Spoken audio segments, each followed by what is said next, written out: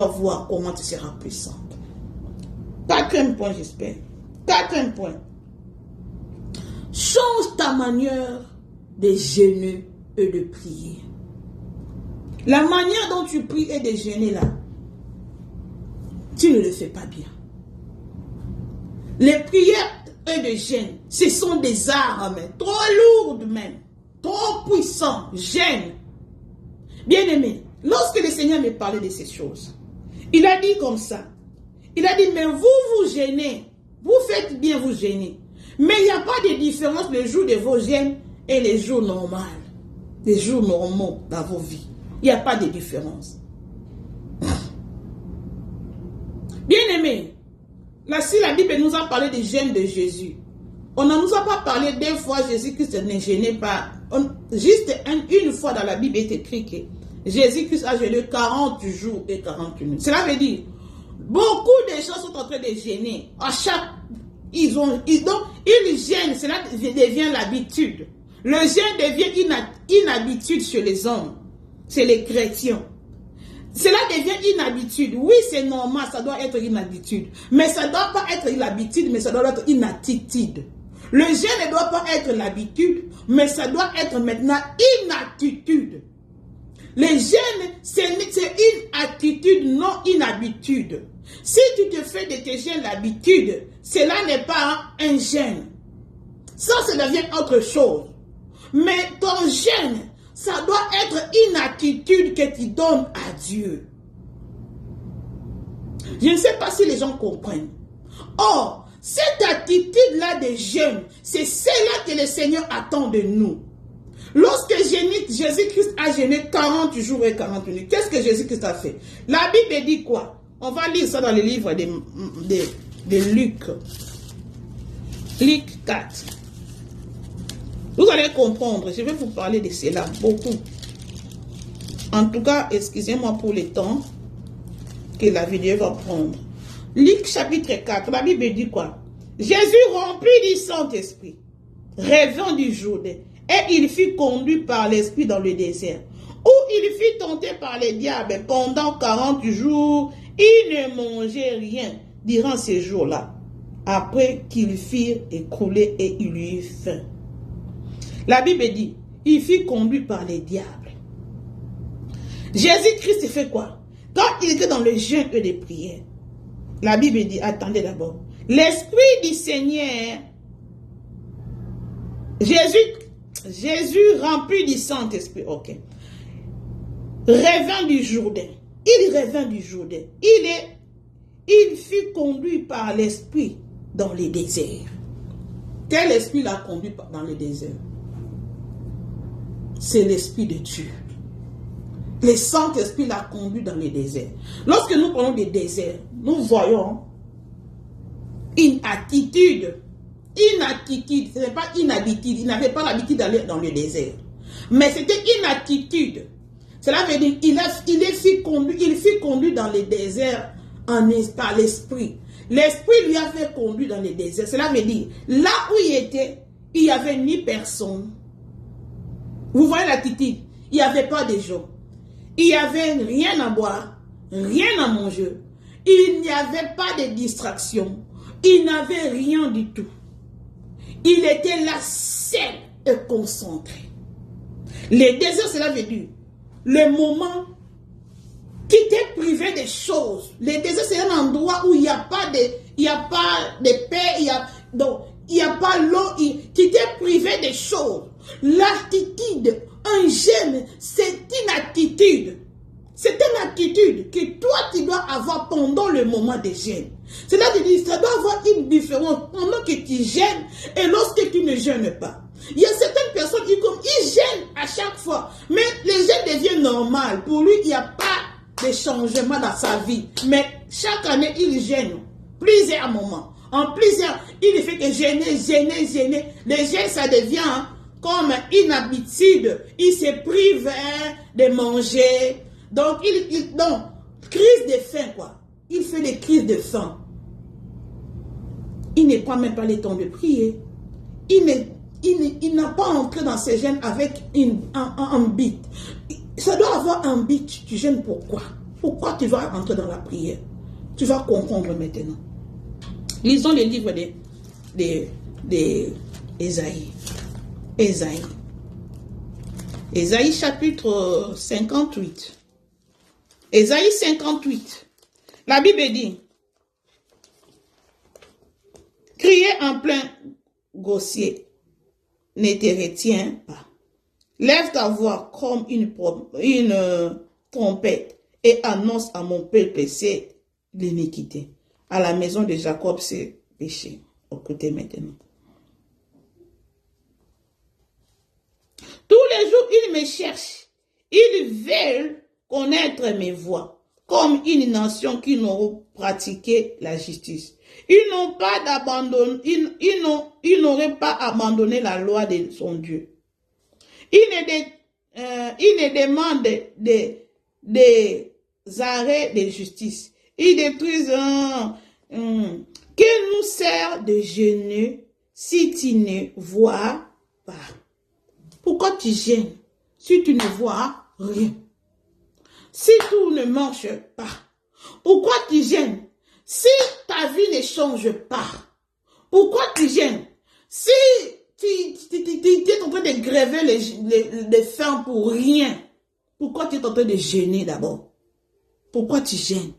Ton gêne doit avoir un terme. Je vais gêner pour ça.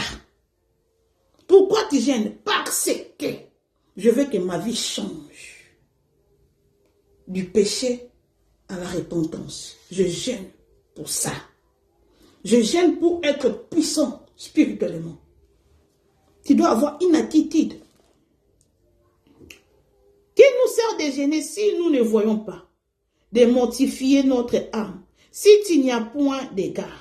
Voici les jours de votre gêne. Vous vous livrez à vos penchants et vous traitez directement tous vos mercenaires.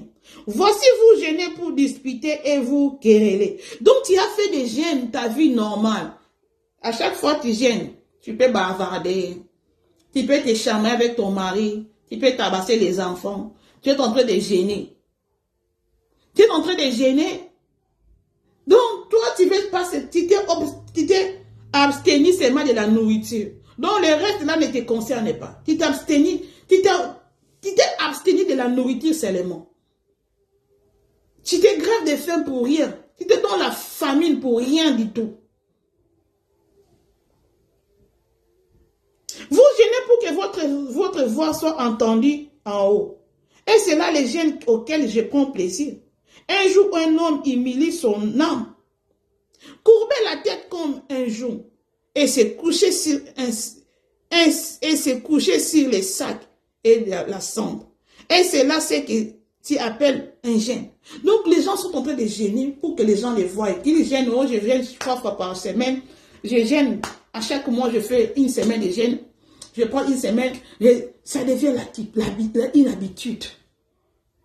Est-ce que c'est là les gênes que Dieu vous demande? Vous gênez pour demander de l'argent.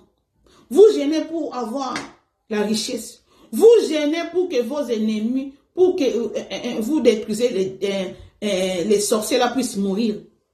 Tu es en train de gêner pour que les sorciers de ta famille là puissent mourir. Tu es en train de gêner pour avoir l'argent et que cet argent là pour que que tu deviennes arrogante. Tu gênes, je ne sais pas. Voyez maintenant verset 6. Voici les gênes auxquels je prends plaisir. Détacher les chaînes de la méchanceté. Dénouer les liens de la servitude. Renvoie libre les opprimés. Et que l'on rompe toute espèce de joug. Partager ton pain avec celui qui a faim. Ici on parle encore de l'amour. Et fais entrer dans ta maison les malheureux sans asile. Et tu vois un homme ni, couvre-les. Et ne les tourne pas de ton semblable. Alors ta lumière poindra comme l'aurore. Cela veut dire, quand tu fais des choses là, cela veut dire que tu deviens fort. Ta lumière, cela veut dire, tu vois non? Vous voyez maintenant, ta lumière devient fort. Lorsque tu fais des gênes que Dieu désire, tu deviendras fort. Cela veut dire, c'est une arme. Tu deviens encore puissant. Quand tu fais des gênes, tu prends une attitude. Tu deviendras puissant, cela veut dire, le Seigneur va te remplir encore de la puissance, la lumière va encore être plus. Le diable ne peut pas te toucher comme ça. Il va fuir parce qu'il est en train de gêner, le vrai gêne. Lorsque tu gênes, prends une attitude. Lorsque tu gênes ou lorsque tu pries, cela veut dire, ne prie pas par la tête. Prie maintenant en esprit. Entre en esprit. Prie dans ton cœur. Quand tu gênes, gêne pour que ta vie change du péché, de la guérison de l'âme. Guéris ton âme. Quand tu gênes, pour sois préservé du mal. Lorsque tu vas gêner, je vais prendre 3 jours de gêne. Ces 3 jours de gêne-là, ne sois pas comme tout le monde. Tu vas commencer à parler matin au soir, comme tu fais toujours d'habitude. Tu vas commencer à vivre avec des gens, bavarder, téléphone. Tu es en train de gérer mes téléphones, WhatsApp, tu fais comme si tu vis normalement. Non. Un gêne, c'est une attitude. Tu dois te priver de certaines choses pour ces moments et pour toujours. Cherche à ce que lorsque tu sais que tu es privé de ces choses-là, que cela soit privé de toute ta vie. Tu gênes pour que ma vie soit puissante. Je vais être puissant en esprit. Je vais entrer dans la gêne que le Seigneur me donne la puissance, l'autorité, que je sois encore comme ça, que le Seigneur me fasse monter dans la dimension spirituelle. Tu vas avoir une attitude. Et cette attitude sera comment? Cette attitude-là, prive-toi de beaucoup parler. Prive-toi de rester là où se trouvent les gens. Prive-toi de beaucoup de travaux. Comme tu es en train de gêner, tu es toujours en train de préparer. Prépare la nourriture bien avant. Fais tout le programme, arrange ça bien avant. Quand tu vas entrer dans la gêne, dans les gènes, tu vas maintenant te consacrer à Dieu. Ça veut dire que tu te consacres pas aux hommes, mais à Dieu. C'est moi, toi avec Dieu. Prive-toi des accessoires. Prive-toi d'aller te promener. Je suis dans les gènes, mais je suis encore dans les restaurants en train d'accompagner les gens au marché, de faire des achats. Non, bien-aimé. Ne prends pas tes jours de gêne comme des jours normaux, comme des jours normaux. Prive-toi de ces choses que tu fais toujours de tes habitudes là. C'est pourquoi ici on a parlé qu'une fois on a parlé des gènes de Jésus. Parce que c'était un gène, pas comme d'autres. C'était des jours, pas des jours normaux. Écoutez encore. Allons dans le livre d'Exode. Hein. Je crois. Exode 34. Hein. Exode 34. Le verset 28 à 29. 28 à 29. La Bible dit quoi? Moïse fit là avec Éternel 40 jours et 40 nuits. Il ne mangea point de pain et il ne but point d'eau. Et l'Éternel écrivit sur les tables les paroles de l'alliance, les 10 paroles. Moïse descendit de la montagne de Sinaï, ayant les 2 tables du témoignage dans sa main, et descendre de la montagne. Et il ne savait pas que la peau de son visage rayonnait parce qu'il avait parlé avec Christ. Hey! Bien aimé dans le Seigneur. Ah, c'est bien de précieux. Ah, j'aime Jésus. La Bible dit Moïse, 40 jours, il était dans la montagne de Sinaï. Vous prenez des gènes comme si, oh, c'est une attitude. Éloignez-vous de tout. Lorsque vous gênez, une gêne puissante, un gène puissant. Si vous voulez avoir un gène puissant, lorsque vous sortez de votre gène là, vous rayonnez. Prenez une attitude. Ne faites peut-être par année. Prenez ne fût-ce qu'un mois. Soit 366 jours, prenez ne fût-ce que 30 jours. Vous gênez seulement pendant peut-être 30 jours, vous départagez ça. Dans 3, 4 jours, une semaine. Partagez ça pendant toute l'année. Un mois, peut-être 40 jours. Comment vous allez partager ça pendant les années là? Pendant cette année-là. Mais, Lorsque vous faites des jeûnes comme ça, ayez une attitude. Cela veut dire, privez-vous de beaucoup de choses. Par exemple, de la bouche, ne parlez pas trop. De l'oreille, n'entendez pas trop les cris des gens. Les yeux, ne regardez pas trop des choses qui vont vous faire pécher. Cela veut dire, allez quelque part. La Bible dit que Moïse, il a quitté les gens qui étaient là avec eux, dans le désert, dans l'âme. Ils se sont privés de ces gens-là, de ces cris de ces gens-là. Il est allé à la montagne. La montagne, cela veut dire, les lieux où le Seigneur peut me capter. Ici, je serai plus tranquille avec mon Dieu. Me déplacer des gens, me déplacer du monde. Entrer maintenant dans l'esprit avec Dieu. Lorsque les corps vont entrer entre l'esprit, le corps doit tomber et que l'esprit doit s'élever. Cela veut dire, c'est l'esprit que je vais faire connexion avec le Saint-Esprit, avec Dieu. Alors, je dois oublier les choses de la chair. Les gens, cela veut dire, oublie tout ce qui est de la chair. Maintenant, fais que ton esprit soit fort. Si vous avez l'habitude de prier 3 fois par jour, dans les jours normaux, maintenant, pendant les jeûnes, ne priez pas seulement 3 fois par jour. Maintenant, multipliez les temps de prière. Multipliez les temps de la lecture de la parole. Multipliez maintenant les temps de la concentration. Multipliez tout. Tout ce qui est spirituel. Multipliez ça maintenant. Lorsque vous allez finir votre jeûne, vous devez changer. Comment? Le monde des ténèbres va vous regarder. Vous n'êtes plus la même personne. Vous allez rayonner. Cela veut dire que l'esprit devient puissant. Vous devenez puissant en esprit. La Bible dit, lorsque Moïse est descendu, il rayonnait. Il rayonnait. Il devient puissant. La Bible dit, lorsque Jésus-Christ a fini ses 40 jours de jeûne, lorsqu'il a fini ses 40 jours, il était fatigué. Mais il est devenu puissant. Regardez, lisez Luc 4. Vous allez voir les miracles qu'il a opérés. Lorsque Moïse est descendu, il a eu même les révélations. Les choses que le Seigneur a fait à Moïse, jamais il a fait ça avec beaucoup de gens. 10 commandements. Il a reçu ça pendant ces jours, 40 jours de prière et de jeûne, dans la montagne. Parce qu'il s'est consacré à Dieu.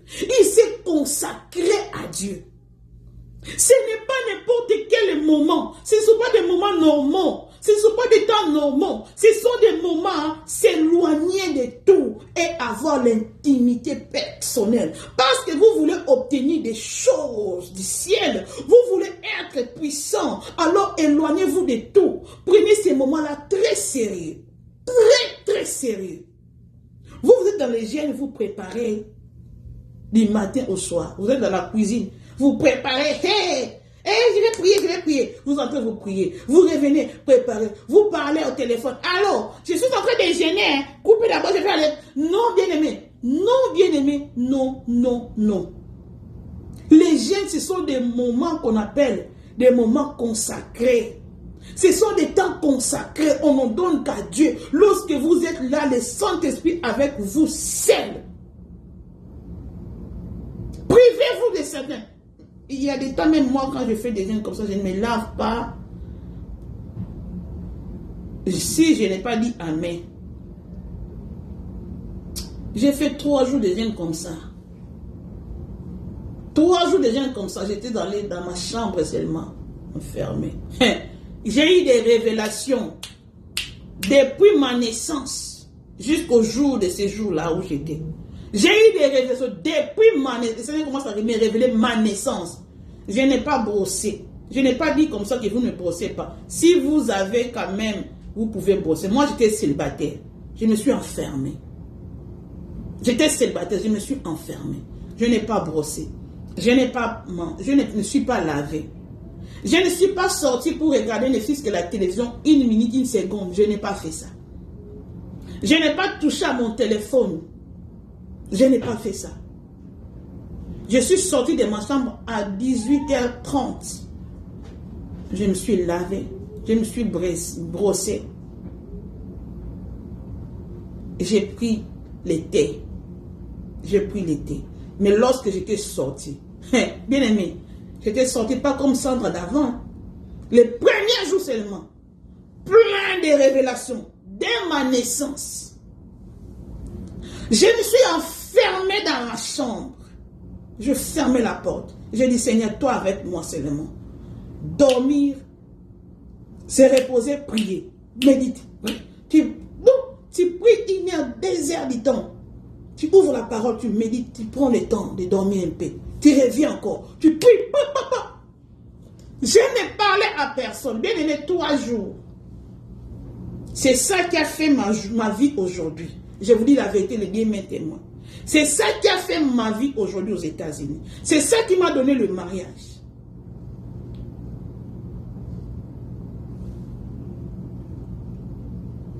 Il y a beaucoup de versets. Prenez encore Luc 4, on a lu ça, Ésaïe 58, on a lu ça, Exode 30, on a lu ça. Prenez les gènes de Daniel.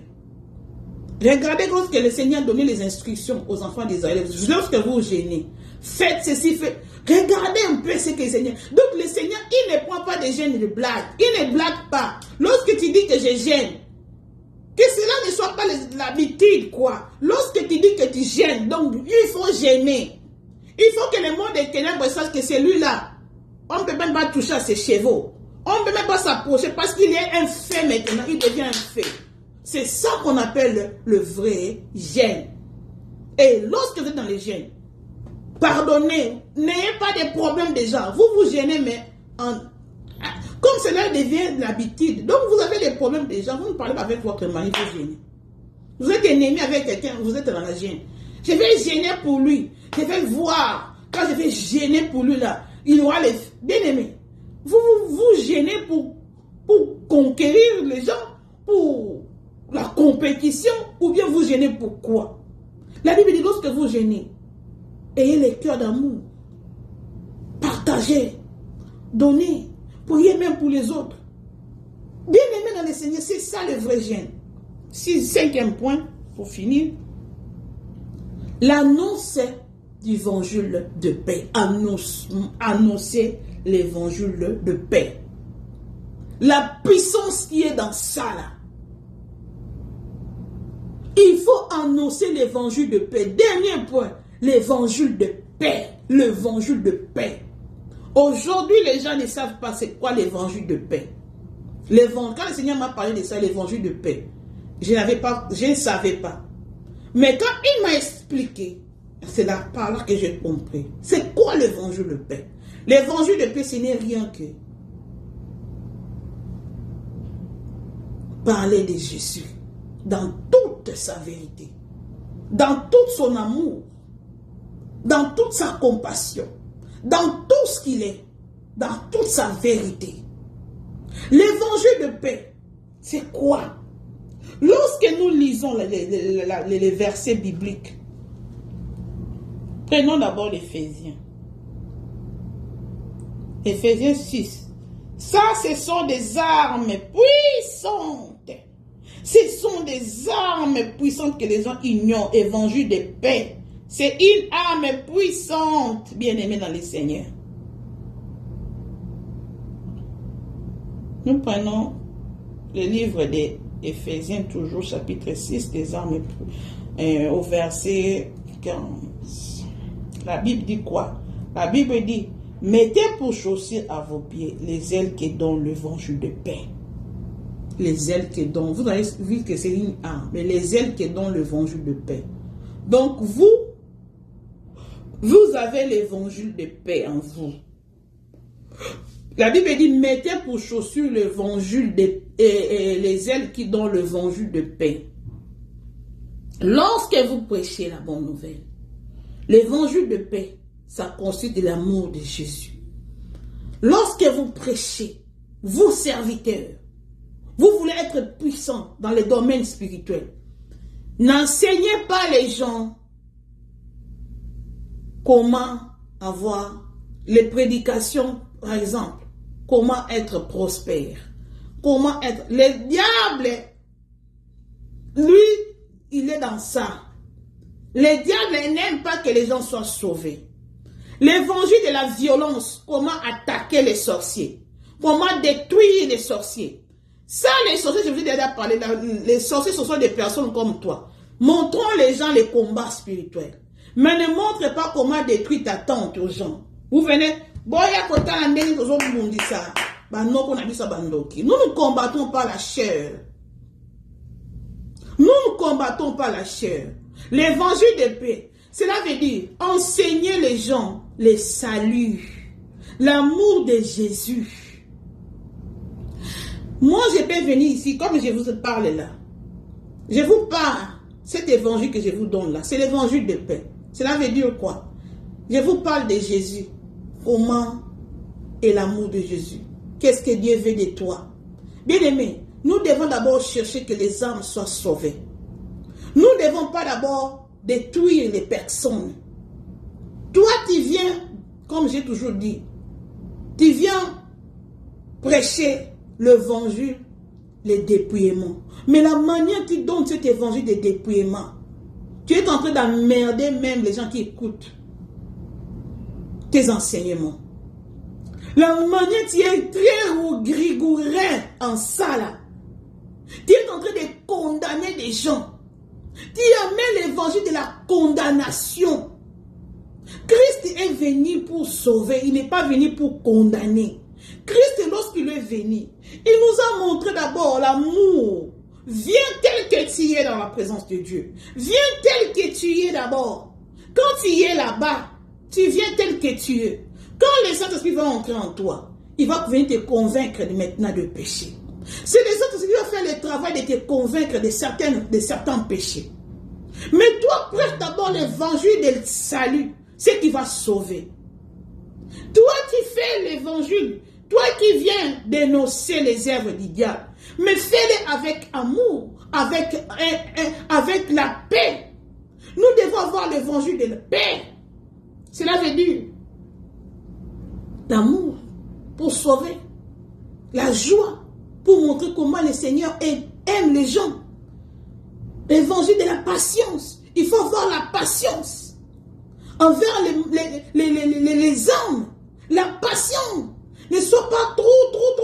Le Seigneur était patient avec nous. Dieu est patient avec nous. Soyons aussi patients pour les autres, pour les âmes de Dieu. Soyons patients. Soyons un peu dans la tolérance. Pas la tolérance des péchés. Ne tolérez pas des péchés. Mais la tolérance, cela veut dire, viens, malgré, viens. Le Seigneur t'aime.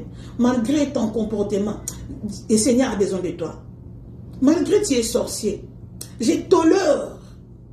La tolérance, cela veut dire, malgré c'est un sorcier, malgré tout ce qu'il fait là, malgré c'est un homosexuel, je ne vais pas marcher avec toi parce que tu es homosexuel. Toi, tu vas détruire. Non. La tolérance, cela veut dire, malgré que tu es comme ça, mais quand même, tu as la grâce de Dieu. La grâce de Dieu est là. Cela veut dire la grâce, c'est pour tout le monde. L'évangile de la bonté.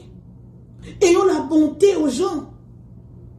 Donnons ce que nous avons reçu de Jésus. Jésus est tellement bon. Il n'a pas haï les gens. Ne venez pas séparer. Parce que ta mère est sorcière. Ne pars pas là-bas. Ne lui donne rien. Parce que ton père va te manger. Il faut le chasser de ta maison. Il faut faire comme ça. Bien-aimé, la tolérance. L'évangile de la bonté. De l'amour.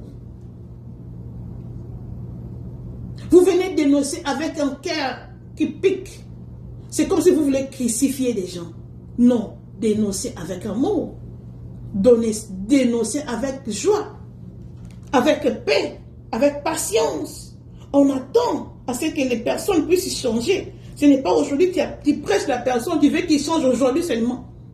Tu veux qu'il change aujourd'hui seulement. Est-ce que c'était comme ça avec toi? On t'a annoncé la bonne nouvelle aujourd'hui seulement, c'est aujourd'hui même. Non, chacun est à sa manière. Il y a des gens, on l'a prêché aujourd'hui, demain, le lendemain. Et puis un moment, après des années, c'est par là. Lisons Éphésiens, Jean 14. Prenez le livre de Jean 14. La Bible dit, les versets de Jean 14, la vidéo est tellement longue, au verset 27 à 28. 27, 28. La Bible dit quoi? La Bible dit, Je vous laisse la paix et je vous donne ma paix. Je ne vous donne pas comme le monde donne, mais votre cœur ne se trouble point et ne s'alarme pas. Vous avez entendu que je vous ai dit, je m'en vais et je vous reviens vers vous. Si vous m'aimez, vous vous réjouirez de ce que je vous ai. Je vais au Père, car le Père est plus grand que le Fils. La Bible dit, le Seigneur a dit, je vous laisse ma paix. Aujourd'hui, les gens ne prêchent pas la paix. Les pasteurs, les prophètes, ils n'ont pas l'évangile de paix. L'évangile de la condamnation. Les gens même, les pasteurs même, ils chassent les gens de l'église. Je te chasse de mon église, parce que les églises deviennent leurs églises. Je te chasse de mon église. Ils ne sont pas patients, ils n'ont pas l'amour. Ce n'est pas l'évangile de paix. Ce n'est pas l'évangile de paix. L'évangile de paix, cela veut dire, vous prêchez, mais vous avez encore l'amour de soutenir. Quelqu'un est pauvre, vous l'enseignez, vous donnez encore, vous les soutenez encore physiquement. C'est ça l'évangile de paix. Mettre la paix dans l'âme, dans l'esprit et dans le corps de quelqu'un. Lui donner la paix. Regardez, Matthieu 9. Matthieu 9. 35. Matthieu 9, 35. Je vais finir par là. Jésus parcourait tous les villages et les villes et les villages, enseignant dans les synagogues, prêchant la bonne nouvelle du royaume et guérissait toutes les maladies et toute l'infirmité. L'évangile de paix et l'évangile de la guérison. Cet évangile de paix doit porter la guérison. Cela veut dire, lorsque vous annoncez un évangile à quelqu'un pour son salut, la personne est guérie d'abord spirituellement. Donc cela veut dire, vous donnez cet évangile de la guérison. Vous libérez la guérison. Parce que lorsque quelqu'un est dans les péchés, c'est une maladie. Mais lorsque vous apportez un évangile de paix, cela veut dire que cet évangile doit guérir la personne. En esprit, elle doit être guérie. Lorsque vous guérissez la personne en esprit, votre nom, dans le livre de vie, dans le livre des souvenirs, bien aimé, vous serez trop fort spirituellement. Parce que l'évangile de paix, ça rend la personne puissante. C'est une arme puissante que le diable n'aime pas. Quelqu'un est pauvre, vous prêchez la bonne nouvelle. Vous prenez votre argent, vous soutenez la personne. Ça, c'est l'évangile de paix. Vous prêchez les saluts. Le Seigneur t'aime. Le Seigneur te dit, mais tu regardes la personne pauvre. Soutenez directement. Ça, c'est l'évangile de paix. Soutenez-le. Il n'a pas à manger. Donnez-lui à manger. Il n'a ni maison. Payez-lui la maison. Mettez-lui chez vous. Ça, c'est l'évangile de paix. Jésus priait pour les malades. Il prêchait la bonne nouvelle. Après ça, il regarde. Pierre, tu n'as pas péché? Oh, je n'ai pas péché toute la nuit. Vas-y, jette les filets là-bas. Avec amour. Il veut te guérir spirituellement et physiquement. Va, prêche, jette les filets là-bas. Il a pris les poissons. Il a rendu gloire. Les gens comme ça, ils ne peuvent pas abandonner Dieu. Il va venir. Vous voyez? Jésus prêche la bonne nouvelle. Il y avait des fous de gens. Il a remarqué que les gens étaient fatigués. Ils avaient faim. Il a dit, donnez-nous ces 5 pains et des poissons. Il a prié, il a rendu grâce. Il a multiplié. Il leur a donné à manger. Il prêche la bonne nouvelle. Il trouve les malades. Il trouve les handicapés. Il les guérit physiquement. C'est ça l'évangile de paix. Vous faites tout avec amour. Vous sauvez l'âme, vous sauvez l'esprit, vous sauvez les corps. C'est ça l'évangile de paix. Mais vous prêchez la bonne nouvelle. Vous êtes millionnaires. Mais vous regardez les pauvres. Vous les prêchez l'évangile. Vous leur dites, rentrez. Le Seigneur va vous bénir. Mais vous avez des millions. Mais vous voulez toujours arracher de ces gens-là. Mais vous ne voulez pas leur donner. Vous ne voulez pas leur soutenir. Vous les pasteurs, vous ne donnez pas les offrandes. Vous ne aidez pas les gens. Vous ne regardez pas, vous ne visitez pas les gens dans la prison. Vous n'allez pas dans les hôpitaux, priez pour les malades, donnez-leur à manger. Dans les prisons, vous voyez les gens demander de l'argent, vous les prêchez et vous les laissez partir pendant que vous avez des millions. Ça, ce n'est pas l'évangile de paix. L'évangile de paix concerne à supporter l'âme et l'esprit, guérir l'âme et guérir même le corps, guérir l'esprit de l'homme. C'est ça l'évangile de paix. Bien aimé dans le Seigneur, il y a beaucoup de versets. Si vous voulez, prenez, on a déjà lu ça. Oui, on a lu ça. Que le Seigneur vous bénisse. Je vais prier. Que le Seigneur bénisse tous ceux qui vont suivre cette vidéo. Que cela va vous fortifier. Et que le Seigneur vous rende puissant cette année. Au nom de Jésus-Christ de Nazareth. Amen. Bye bye. Que le Seigneur vous bénisse. Ciao.